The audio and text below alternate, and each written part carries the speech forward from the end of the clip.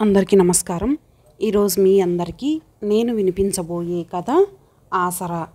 రచయిత వారణాసి నాగలక్ష్మి గారు. ఇక కథలోకి వెళితే, రాత్రి 8 గంటలు కావస్తోంది. దేశంలోకెల్లా అతి ప్రముఖమైన ఫ్యాషన్ మ్యాగజైన్ని రూపొందించే సంస్థ కార్యాలయం. తదేక దీక్షతో కంప్యూటర్ ముందు కూర్చొని స్క్రీన్ మీదున్న అందమైన అమ్మాయి ఫోటోని ఫోటోషాప్ సాఫ్ట్వేర్ ఉపయోగించి మెరుగులు దిద్దుతోంది 25 ఏళ్ల అమ్మాయి. గోధుమ రంగు మంగళగిరి చీరలో ఆమె శరీరం నిరాడంబరంగా ఉన్న కాంతులీనుతోంది. ఆ కళ్ళలో చేసే పని పట్ల శ్రద్ధ, చేస్తున్న పని పూర్తి చేయాలనే పట్టుదల, అనుకున్నది సాధించేదాకా రాజీ పడని తత్వం కనిపిస్తున్నాయి. కంప్యూటర్ స్క్రీన్ మీదున్న మోడల్తో పోటీ పడగల రూపురేఖలున్నా ఆ విషయం పట్ల గమనింపు లేనట్లుగా పనిలో నిమగ్నమై ఉందామె. మోడల్ రాగిణి తాలూకు ఒరిజినల్ ఫోటో స్క్రీన్ ఒక మూల సెట్ చేసి ఉంది. పైన రాగిణి 1 అని పేరు కనిపిస్తోంది. స్క్రీన్ మధ్యలో పెద్దగా ఉన్న బొమ్మలో ఆ ఫోటోలో పోలికలే ఉన్నా ఎవరో గ్రేట్ మాస్టర్ వేసిన పెయింటింగులా చూసేవాళ్ళని మంత్రించి నిలబెట్టేసేలా ఉంది. సాధారణమైన ఫోటోలని స్కాన్ చేసి ఫోటోషాప్ సహాయంతో వాటిని అద్భుతమైన పెయింటింగ్స్లా మలచడంలో గొప్ప నైపుణ్యం ఉందామెకు. అందుకే 25 ఏళ్లకే మంచి జీతం, చక్కని ఉద్యోగం మాత్రమే కాకుండా మల్టీమీడియా రంగంలో తనకో ప్రత్యేక స్థానాన్ని సంపాదించుకుంది. ఆ రోజు పొద్దుటి నుంచి అదే ఫోటోతో ప్రయోగాలు చేస్తోందామె. రకరకాల ఫిల్టర్స్ వాడి అనేక రకాల ఎఫెక్ట్స్ సృజిస్తూ ఒక్కటే ఫోటోని వాన్ గోగ్ వేసిన తైలవర్ణ చిత్రంలా, అంబాదాస్ వేశారేమో అనిపించే నీటి రంగు చిత్రంలా, రవివర్మ గారి సాంప్రదాయక చిత్రంలా, 3D రిలీఫ్ వర్కులా, రేఖా చిత్రంలా, నక చిత్రంలా ఎన్నో విధాల చిత్రాలు తయారు చేస్తూ ఒక చిత్రం కింద నుంచి మరో చిత్రం పాక్షికంగా కనిపించేలా పొరలుగా అమరుస్తూ ఏదో అద్భుతాన్ని సృష్టించాలని తదేక శ్రద్ధతో ప్రయత్నిస్తోంది. ఆ చిత్రాలన్నింటికీ వరుసగా రాగిణి 2, రాగిణి 3 అలా పేర్లు పెట్టి ప్రస్తుతం రాగిణి 7, రాగిణి 10ల మధ్య ఏది బాగుందో మార్చి మార్చి చూసుకుంటూ ఉంటే సెల్ ఫోన్ మోగింది. ఏ దివిలో విరిసిన పారిజాతమో రింగ్టోన్గా వినిపిస్తోంది. ఒక్క క్షణం అయోమయంగా చూసి తన ఫోనే అని గుర్తుపట్టి విసుక్కుంటూ ఆన్ చేసి చెవి కానించుకుంది. హాయ్ పారిజాతం, మంద్రస్థాయి స్వరంలో చిరునవ్వు వినిపించింది. స్క్రీన్ మీద నుంచి దృష్టి తిప్పకుండా అన్యమనస్కంగా, ఏమిటి నువ్వు నా సెల్తో ఎందుకు మెడిల్ చేస్తావు? రోజుకో రింగ్టోన్ పెడితే ఎంత తికమకగా ఉంటుంది. కొంచెం కోపంగా, కొంచెం గారంగా ఉన్న ఆ గొంతు వింటూ ఇష్టంగా నవ్వాడు ప్రమోద్. ఏ రోజుకా రోజు నిన్ను తలచుకోగానే ఏ పాట గుర్తొస్తే ఆ పాట రింగ్టోన్గా సెట్ చేస్తాను. అయినా తికమక ఎందుకు? ఈ ఫోన్ నీకిచ్చింది కేవలం నా కాల్స్ అందుకోవడానికే. వేరే వాళ్ళు ఎవరైనా నీ ఆఫీస్ ఫోన్కి చేయాల్సిందే. సర్లే, ఏమిటో చెప్పు. రాగిణి 10నే చివరిగా క్లిక్ చేసి ఎన్నిక చేసుకుంటూ అంది. 8 అయింది తెలుసా? ఇంకా ఆఫీస్లోనే ఉన్నావు? ఇంకా అవలేదు. అదే అయిపోవచ్చింది తడబడుతూ అంది. ఎవరి ఫోటో? పొద్దుటి రాగిణి ఎలా వచ్చింది? అదే చేస్తున్నా. ఇంకానా? ఇంతసేపా? గంటకు 2 చేసేదానివి. ఈ ఒక్కటే రోజంతా, పైగా ఓవర్ టైం చేస్తూ. ఏమిటి విశేషం? ఆశ్చర్యంగా అడిగాడు. ఏమో, ఏదీ నచ్చలేదు. అయినా కాసేపట్లో కలుసుకోబోతూ ఫోన్లో ఈ చర్చ ఎందుకు? వృధా ఖర్చు పెట్టద్దు అంది. కంప్యూటర్కి కలిపి ఉన్న సూపర్ పెన్తో ప్యాడ్ మీద అలవోకగా కొన్ని గీతలు గీస్తూ, ఇంకాపై పారిజాతం, నా పని అయిపోయింది. మీ ఆఫీస్కి వచ్చేస్తున్నా, కలిసిపోదాం. ఇంత దూరం ఎందుకు ప్రమోద్? ఆఫీస్ వ్యాన్లో వచ్చేస్తా. No questions. రాగిణిని కాపాడేసి డబ్బా మూసేసి రెడీగా ఉండు. మీ గేటు దగ్గర ఉన్నా అంటూ సెల్ ఆఫ్ చేశాడు ప్రమోద్. మోనాలిసా నవ్వుతో మళ్ళీ పనిలో పడిందామె. ప్యాడ్ మీద సూపర్ పెన్తో గీసిన గీతలు స్క్రీన్కు తరలి వెళ్ళాయి. రాగిణి 10కి అనుసంధానమయ్యాయి. పొరలుగా అమర్చిన ఆ కళాకృతిలో లేయర్ 1, 2 అంటూ అనేక లేయర్స్ని క్లిక్ చేస్తూ మధ్యలో ఒక లేయర్ని డిలీట్ చేసి చివరికి తనకు నచ్చిన విధంగా చిత్రాన్ని స్థిరపరిచింది.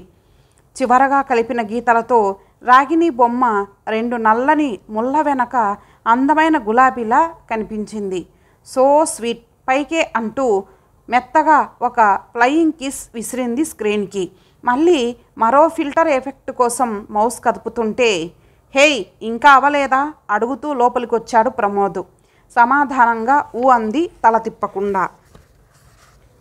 ఇంకా ఆపబోయ్ రేపు చెయ్యొచ్చు. వెనక నుంచి ఆమె మీదుగా వంగి మౌస్ మీదున్న ఆమె చేతి మీద తన చేయి పెట్టి సేవ్ నొక్కబోయాడు స్వతంత్రంగా. ప్రమోద్ ప్లీజ్ డోంట్, ఆఫీస్లో ఇలాంటి చనువు చూపించొద్దు సీరియస్గా అంది. భుజాలెగరేసి ఫైన్ అంటూ పక్క సీటు తాలూకు ఖాళీ కంప్యూటర్ చైర్ లాక్కొని కూర్చున్నాడు. సారీ కోపం వచ్చిందా అనునయంగా అంది. లేదులే, అప్పుడప్పుడు నేను నీ మొగుణ్ణన్ని మర్చిపోతావేమో అనిపిస్తుంది. పర్లేదు కానీ ఇంకా ఎంతసేపు? రోజంతా పనిచేసి అలసిన మొహంతో అడిగాడు. 2 మినిట్స్ ఓకే. ఏమిటంత స్పెషల్ ఈ ఫోటోలో? ఇన్ని గంటల సేపు చేస్తున్నావు మళ్ళీ అడిగాడు. చర్చ ఇష్టం లేదన్నట్టు ఎందుకోలే వదిలేయ్ నవ్వుతూ అంటూ ఫిల్టర్స్లో లెన్స్ ఎఫెక్ట్ క్లిక్ చేసింది. కొత్త ఎఫెక్టుతో బొమ్మ తయారవడం కోసం స్క్రీన్ మీది పాత బొమ్మ మాయమైంది. వదలను చెప్పాల్సిందే. చురుకైన కళ్ళు ఆమె మొహం మీద నిలిపి పట్టు వదలనట్టు అడిగాడు. ఒక్క క్షణం ఏదో తెర వేసినట్టు ఆమె మొహం మ్లానమైంది. ఒకప్పుడు ఇంకో రాగిణి కోసం వెచ్చించాల్సిన సమయం ఈ రాగిణి కోసం ఖర్చు పెట్టి ఈ బొమ్మని శాశ్వతం చేయాలనుకున్నాను. ఆమె మాటలు పూర్తి కాకముందే కరెంటు పోయింది. గుయ్యమంటూ ఏసీ ఆగిపోయింది. లైట్లు ఒక్కసారి డిమ్గా అయ్యి ఇన్వర్టర్ సాయంతో మళ్ళీ వెలిగాయి. యూపీఎస్ ఆసరా ఉన్న కంప్యూటర్ తన పని తాను చేసుకుపోతోంది. థ్యాంక్ గాడ్, ఈ యూపీఎస్ లేకపోతే ఇన్ని గంటల నా శ్రమ ఏమయ్యేదో, ఎవరు కనిపెట్టారో గాని దీన్ని అంటుంటే స్క్రీన్ మీద రాగిణి బొమ్మ కనిపించింది. సోగగా ఉన్న అందమైన కళ్ళలో అలౌకికమైన సౌందర్యం, తలుక్కుమనేలా చిన్న నక్షత్రం లాంటి మెరుపు. రాగిణి ఫోటోకి అనేక లేయర్స్గా ఎఫెక్ట్ అద్దబడి అద్భుతమైన పోర్ట్రైట్లా తయారైన ఈ ఆర్ట్ వర్క్కి మధ్య ఎంత తేడా ఉందో గమనించి అబ్బురపడుతూ పారిజాతం యు ఆర్ ఏ జీనియస్ అన్నాడు మెచ్చుకోలుగా ఒకంత గర్వంగా. తృప్తిగా ఆ బొమ్మని కల్లారా చూసుకొని సేవ్ చేసి కంప్యూటర్ షట్ డౌన్ చేసి తన బ్యాగ్ అందుకుంటూ పోదామా అంది. హమ్మయ్యా అని లేచాడు ప్రమోద్. అతనితో పాటు నడుస్తూ ఈ పారిజాతం ఏమిటి ప్రమోద్, చంపుతున్నావు చిరుకోపంగా విసుగ్గా అంది. ఈ వేల్టికి అదే నీ పేరు, దివిలో విరిసిన పారిజాతం. ఆమె తల మీద సరదాగా వేళ్లతో తాకబోయి షాక్ కొట్టినట్టు నటిస్తూ చెయ్యి వెనక్కు తీసుకొని నవ్వుతూ ముందుకు నడిచాడు. ప్రమోద్ కారులో కూర్చొని తలుపు తెరవగానే లోపల కూర్చొని తనకెంతో ఇష్టమైన ఈ ఉద్యోగం, కొద్ది సంవత్సరాల్లోనే తనకంటూ సంపాదించుకున్న గుర్తింపు, అపురూపంగా చూసుకునే భర్త, కారు మెత్తగా ఇంటివైపు సాగిపోతుంటే మనసు వర్తమానంలోంచి గతంలోకి జారింది. తిన్నగా మీ అమ్మగారి దగ్గరకు వెళ్ళండి, అంతా ఆవిడకు చెప్పండి సూటిగా ప్రియంవదని చూస్తూ అన్నాడు మధుకర్. లోపల మానసికంగా చిత్రవద అనుభవిస్తున్నా పైకి నిశ్చలంగా కనపడటానికి ప్రయత్నిస్తోంది ప్రియ. జరిగినదంతా పూర్తిగా తెలిసిన మధుకర్ ముందు అలా కూర్చోవలసిన పరిస్థితికే అవమాన భారం దహించేస్తోంది. అతను ఏమనుకుంటున్నాడో తన గురించి. అతనికి కొద్ది దూరంలో చేతులు నులుపుకుంటూ పెదవి కొరుక్కుంటూ నెర్వస్గా శ్రీకర్. తను ఇరుక్కున్న పరిస్థితి గురించిన గమనింపు కలిగినప్పటి నుంచి దైహికమైన ఆకర్షణ, దాన్నే ప్రేమ అనుకోవడం, సంయమనం కోల్పోయి స్పర్శానందం కోసం తహతహపడటం, ఇవన్నీ పూర్వం థ్రిల్గా అనిపించినవన్నీ ఇప్పుడు వెగటుగా అసహ్యంగా అనిపిస్తున్నాయి. కానీ ఇప్పటికే ఆలస్యం అయిపోయింది. క్షణికమైన తొందరపాటు ఇలా పాయింట్ ఆఫ్ నో రిటర్న్కి తెచ్చి వదిలేస్తుందని తెలియలేదు. ప్రియ గుండె లోతుల్లో దుఃఖం, ఆవేదన, భయం సుళ్ళు తిరుగుతున్నాయి. మధుకర్ పక్కన కూర్చొని ప్రియతో చూపులు కలపడానికి భయపడుతున్న శ్రీకర్ని చూస్తూ ఏదైనా పెద్ద కష్టం రాగానే జావగారిపోయి బేలగా అన్నగారి భుజం మీద వాలిపోయే ఇతన్నా తను ప్రేమించాను అనుకుంది. అన్నీ సజావుగా నడుస్తుంటే డబ్బున్న తండ్రి కొనిపెట్టిన హీరో హోండా మీద కాలేజీకి వస్తూ ధీరోదాత్తుడిలా కనిపిస్తూ వాలంటైన్స్ డే రోజు పువ్వు అందించడం, చదువు పూర్తి కాకుండా రూపాయి సంపాదించడం చేత కాకుండా ప్రేమ కబుర్లు చెప్పడం, ఇవా తనవాడు కావాలనుకునే వ్యక్తిలో తను ఎదురు చూసే లక్షణాలు. ప్రేమ గుడ్డిది అని అందుకేనా అన్నారు? ఇది ప్రేమేనా అసలు? ప్రియంవద, మీరు ఇంకేమీ ఆలోచించకండి. మీరు అలా నిశ్శబ్దంగా ఉంటే ఐ యామ్ వర్రీడ్. ఇలాంటప్పుడు తప్పనిసరిగా మీ పేరెంట్స్కి తెలియజేయాలి. నేను మీకు పెద్ద పెద్ద లెక్చర్స్ ఇవ్వబోవడం లేదు. భయపడకండి. జరిగిపోయిన దాన్ని మనం మార్చలేం. దాన్ని గురించి ఆలోచిస్తూ కూర్చోకండి. నా సలహా విని వెంటనే మీ అమ్మగారికి అంతా చెప్పండి. ఆవిడ కాలేజీ లెక్చరర్గా పనిచేస్తున్నారు. పరిస్థితిని అర్థం చేసుకుని మిమ్మల్ని ఈ ఊబి నుంచి బయటికి లాగగల కెపాసిటీ ఆవిడకు ఉందని నా నమ్మకం. మీ నాన్నగారికి ఎలా చెప్పాలో ఆవిడకి తెలుస్తుంది. అంతగా వాళ్ళిద్దరూ మీ పరిస్థితికి తగినట్టుగా స్పందించకపోతే సంశయించకుండా మళ్ళీ నాతో మాట్లాడండి. నేను తప్పక సహాయం చేస్తాను అనునయంగా అన్నాడు. ప్రియని చూస్తే అతనికి వింతగా ఉంది. ఇంత జరిగినా మొండిగా నిశ్చలంగా ఎలా ఉందో, శిలలా కనిపిస్తున్న ఆమె మనసులో ఏ మదనం జరుగుతోందో. కొద్ది క్షణాల మౌనం తర్వాత ప్రియ కళ్ళెత్తి శ్రీకర్ వైపు చూసింది. అతను నెర్వస్గా ఆమె వైపు చూశాడు. మనసులో ఉవ్వెత్తున లేస్తున్న భయాన్ని కమ్మేసే నిస్సహాయతని అదిమి పట్టుకొని, నీ ఉద్దేశం ఏమిటి అంది ఆంగ్లంలో. అతని చేతకాని కోపం చిరాకుగా పెళ్ళుబికింది. నా ఉద్దేశం అడుగుతావేమిటి? నాకేం ఉద్దేశం ఉంటుంది? వెధవ పని ఇద్దరం చేశాం. నింద నా మీద తోయడానికి ప్రయత్నం చెయ్యకు. తను ఆంగ్లంలోనే దురుసుగా అన్నాడు. ప్రియ కళ్ళు రెపరెపలాడాయి. ఆ క్షణంలో ఆమె మనసు లోతుల్లోంచి అతన్ని తీవ్రంగా అసహ్యించుకుంది. మధుకర్ అక్కడ లేకపోతే ఏమని ఉండేదో. తన భావాలన్నీ దాచుకొని భావరహితమైన వదనంతో మధుకర్ వైపు చూసింది. అతని నిశితమైన చూపుల్లో తన పట్ల చులకన భావం కానీ ఏహ్యత కానీ కనిపిస్తున్నాయేమో అన్నట్టు. ఒక సమస్యకి పరిష్కారం కోసం ప్రయత్నించే విఘ్నుడిలా మర్యాదపూర్వకంగా ఉన్నాడతను. శ్రీకర్ పోలికలు చాలానే ఉన్నా అతనికన్నా స్థిరంగా సమస్య వచ్చినప్పుడు నిలబడి పరిష్కారం వెతికేలా కనిపించాడు. ఆత్మ న్యూనతాభావం, అవమాన భారం వెల్లువలా చుట్టేశాయి. I hate myself for this. నన్ను చూస్తే మీకు అసహ్యం వేస్తుండవచ్చు అంది మొదటిసారిగా తన భావాలు మొహంలో ప్రతిఫలించి చెంపల్ని ఎర్రబారుస్తుంటే. నో అలా అనుకోవద్దు. పొరపాట్లు ఎవరి వల్లైనా జరగవచ్చు. ఈ భయంకరానుభవం నుంచి మీరు చాలా గట్టి పాఠం నేర్చుకొని ఉంటారు. మీరు తలుచుకుంటే మీ చుట్టుపక్కల అందరికన్నా ఎంతో ఉన్నత స్థానానికి ఎదగగలరు. సమాజం మనని చీత్కరించే పరిస్థితే వస్తే ఆ స్థితిని మనం ఒక ఛాలెంజ్గా తీసుకోవాలి. అదే సమాజం మనని దిగ్భ్రమ చెంది చూసే స్థితికి ఎదగడానికి ప్రయత్నించాలి. ఆమె కళ్ళలోకి సూటిగా చూస్తూ హిప్నటైజ్ చేస్తున్నట్టు అన్నాడతను. మళ్ళీ నవ్వి, పెద్ద లెక్చర్స్ ఇవ్వనంటూనే ఈ సోదంతా ఏమిటి అనుకుంటున్నారా? మీరెలా అనుకున్నా సరే నేనొక్కటే చెప్పదలుచుకున్నాను. మీకు ఒక సమస్య ఎదురైంది. దాన్ని ధైర్యంగా ఎదుర్కోండి అన్నాడు. అతని అనునయపూర్వకమైన మాటలకి ఆ క్యాసెట్ చూసి కూడా తనతో గౌరవపూర్వకంగా పాజిటివ్గా మాట్లాడిన విధానానికి ప్రియకి ఉద్ధృతంగా దుఃఖం తన్నుకొచ్చింది. మోచేతి వంపులో మొహం దాచుకొని ఒక్కసారిగా భోరుమంది. శ్రీకర్ విసురుగా లేచి కోపంగా అసహనంగా 2 అడుగులు అటూ ఇటూ వేశాడు. పిడికిలి బిగించి డైనింగ్ టేబుల్ మీద గట్టిగా చరిచి హూ అంటూ అవతలికి వెళ్ళిపోయాడు.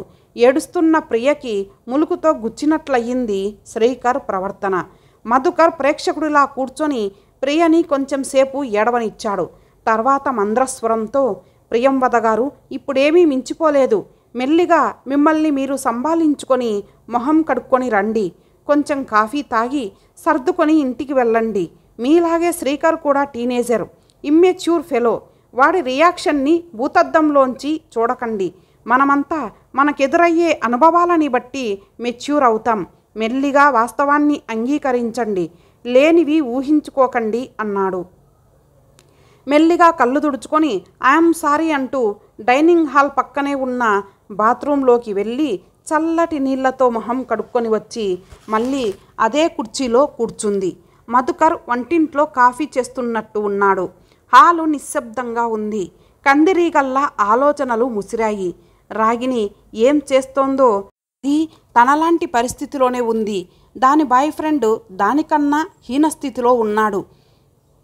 10,000 ఇస్తే ఆ క్యాసెట్ ఇస్తానని ఆ దొంగ వెధవ కేశవ్ అన్నప్పుడు అప్పుడే ఆ క్యాసెట్ చూసిన షాక్లో తన గొలుసు తీసి శ్రీకర్కి ఇచ్చేసి ఎలాగోలా సెటిల్ చేయమని చెప్పి ఎవరో తరుముతున్నట్టు పారిపోయింది తను.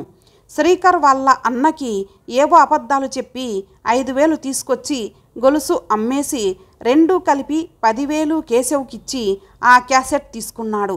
ఆ విషయం ఫోన్లో తనకి చెప్పాక కానీ తనకి నిద్రపట్టలేదు. తర్వాత కూడా ఏదో భయం తన వెన్నంటే ఉంది. భయంగానే 4 రోజులు కాలేజీకి వెళ్ళింది. నిన్న పొద్దున కాలేజీకి వెళ్తూనే శ్రీకర్ వచ్చి వాడి దగ్గర ఆ క్యాసెట్ కాపీ చేసిన సీడీ ఉందని, ఇంకో 20,000 ఇస్తే అది కూడా ఇస్తానన్నాడని చెబితే నాగుపాము తన గొంతుకి చుట్టుకున్నట్టు అనిపించింది. ఇంకా ఈ ఊబి నుంచి బయటపడటం అసాధ్యం అనిపించి భయంతో చెమటలు పట్టాయి. చచ్చిపోవాలనిపించింది. ఇంటికెళ్ళేసరికి డైనింగ్ టేబుల్ మీద కాఫీ తాగుతూ పేపర్లు కరెక్ట్ చేస్తూ అమ్మ కనిపించింది. ఎప్పుడు తన మొహాన్ని పుస్తకం చదివినట్టు చదివేసే అమ్మ కరెక్షన్ హడావిడిలో ఉండటంతో నిన్నటికి తప్పించుకోగలిగింది. రాత్రంతా భయంకరమైన కలలు. వారం రోజులుగా భయంగానే ఉన్నా పరిస్థితి సరిగ్గా అర్థమైంది నిన్ననే. నిన్నటి వరకు ధైర్యంగా ఉన్న శ్రీకరు ఒక్కసారిగా జాబకారిపోయాడు. భవిష్యత్తంతా అంధకారంగా తోచింది. తనని కూతురిగా కన్నా స్నేహితురాలిగా భావించి తన పట్ల కొండంత నమ్మకాన్ని పెంచుకున్న అమ్మ, గారాబంగా చూసుకునే నాన్న తన గురించి తెలిసాక ఏమనుకుంటారు? గుండె ఆగిపోయి చచ్చిపోతారేమో. చుట్టాలు స్నేహితులు తనను ఎంత అసహించుకుంటారో. వీలు దొరికినప్పుడు తనని ముట్టుకోవాలని ప్రయత్నించి భంగపడ్డ చిన్నత్త కొడుకు ఇక ముందు ఎలా ప్రవర్తిస్తాడో. మళ్ళీ దుఃఖం ముంచుకొస్తుంటే గోడ గడియారం వైపు చూసింది. 2 గంటలైంది. ఇంకా సేపట్లో శ్రీకర్ వాళ్ళమ్మ వచ్చేస్తుంది. ఇంకా తను వెళ్ళిపోతే నయం. ఈ కాఫీ తీసుకోండి. ట్రేలో 2 కాఫీలు, చిన్న ప్లేట్లో సాల్ట్ బిస్కెట్సు తెచ్చాడు మధుకరు. సర్వం కోల్పోయిన దానిలా అతని వైపు చూసింది. వచ్చినప్పటి నుంచి ఆమెలో కనిపిస్తున్న మార్పులు గమనిస్తున్న మధుకర్కి ఆ చూపులో ఏం కనిపించిందో ఒక్క క్షణం అప్రమత్తమయ్యాడు. ఆమె పక్కనున్న కుర్చీలో కొంచెం దూరంలో కూర్చొని ప్రియంవద గారు, మీరు తెలివైన అమ్మాయి అంటూ ఏదో చెప్పబోయే అంతలో తెలివైన అమ్మాయి కానీ క్యారెక్టర్లెస్ అంది చిన్న వదనంతో. కరుణగా నవ్వాడు మధుకరు.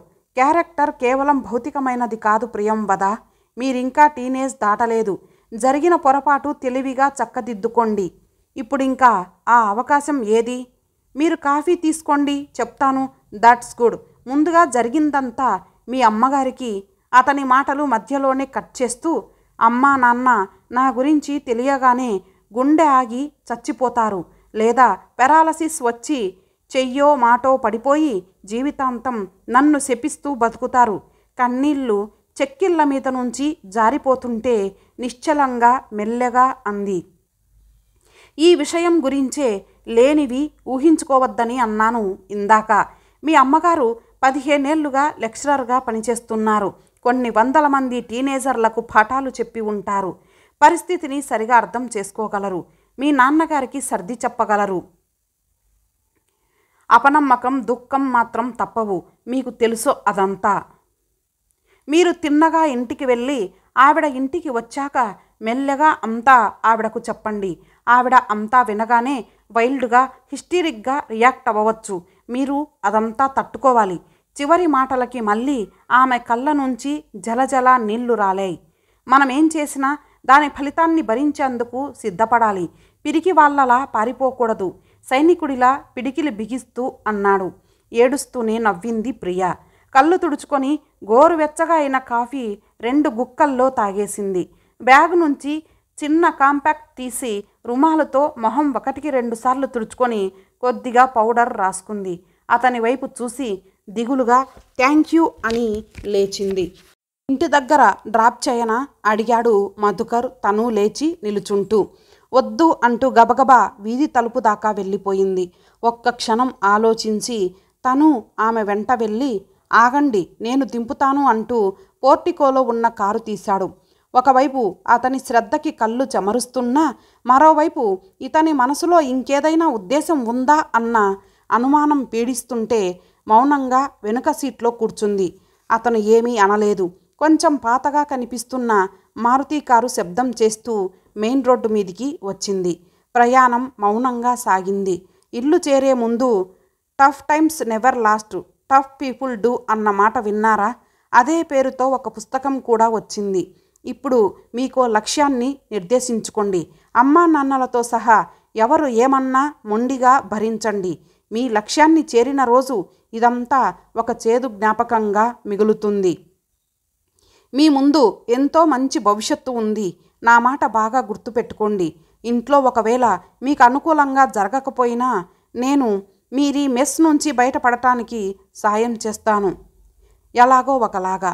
ఇలా ఇంకెప్పుడూ జరగకుండా మీరు చూసుకుంటారని నాకు తెలుసు.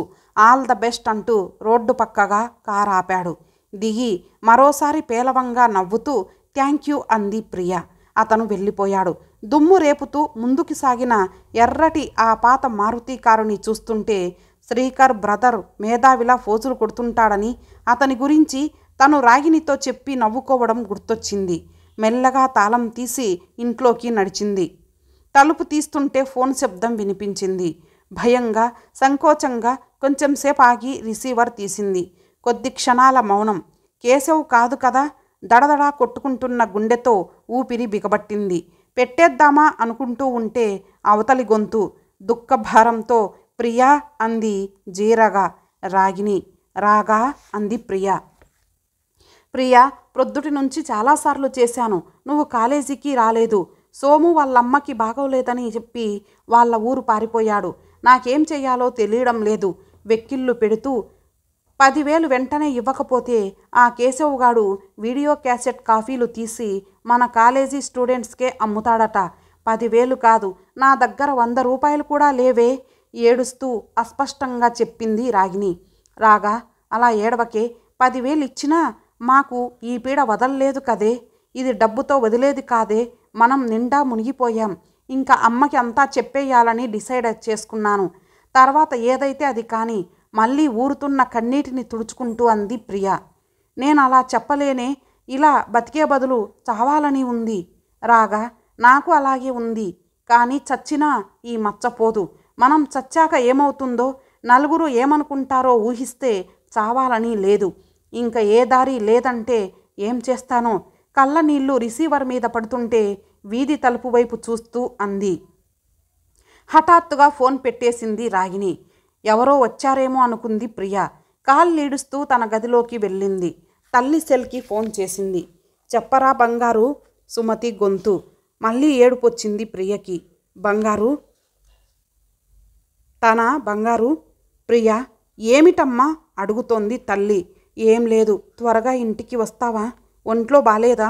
ఇంకొక క్లాస్ ఉంది. చెప్పేసి రానా? పర్మిషన్ తీసుకొని వచ్చేనా? వద్దు, చెప్పేసిరా అని ఫోన్ పెట్టేసింది.